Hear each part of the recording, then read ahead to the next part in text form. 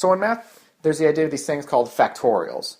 What you do is you take any number n, and then you multiply it by every number less than n, all the way down to 1. So you have n times n minus 1 times n minus 2, so on and so forth, all the way down to 3 times 2 times 1. This is called a factorial. These things are really useful in probability and statistics. A popular question that gets asked a lot regarding factorials is something like, how many games of solitaire are there in the entire world? So what you'd have to do is you'd take the number of cards in a deck of cards, 52, and then you begin to multiply it, 52 times 51 times 50, so on and so forth, all the way down to 3 times 2 times 1. The number you get is a big number. It's huge. It's the number of possible games of solitaire there are in the universe. It means there's a really good chance that if you picked up a deck of cards right now and shuffled it well enough, and then you played a game of solitaire, there's a really good chance that no one in the history of time has ever played that one game of solitaire that you've ever played. And there's also a good chance that no one in the history of time will ever play that one game of solitaire again. But I'm digressing.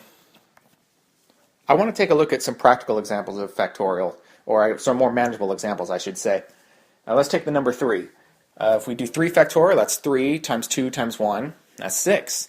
If we do 2 factorial, that's 2 times 1, which is just 2. 1 factorial, of course, would just be 1. So 0 factorial, 0? Well, not exactly. 0 factorial, would you believe me if I told you it was 1? Well, how could that be? The number 0 in math does a lot of weird things. There's things you can't do with the number 0, like you can't divide by the number 0. Why wouldn't 0 factorial just be 0 times 0? Well, actually, because there's another way we could think about writing factorials. Let's take the number 3 again. The number 3 factorial could also be written as the number 4 factorial divided by 4, which makes sense, because if you take 4 factorial, which would be 4 times 3 times 2 times 1, that's 24. Divide that by 4, the answer you get is 6, which is, of course, 3 factorial. You can do the same for 2 factorial. 3 factorial divided by 3, that equals 2. 1 factorial would be 2 factorial divided by 2, which equals 1. So it follows suit that 0 factorial would be 1 factorial divided by 1, which is, of course, 1. But there's a more hands-on way we can look at factorials.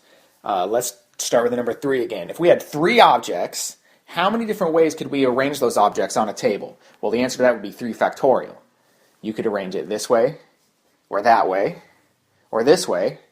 This way works. You can arrange it this way, and then finally, you can also arrange it that way.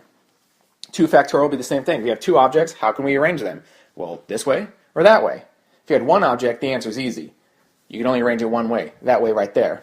And now here's where it gets a little philosophical. If we had 0 objects, in how many ways can we arrange them on a table? Just like this. You want me to do it again? All right, here you go. Pretty neat, huh?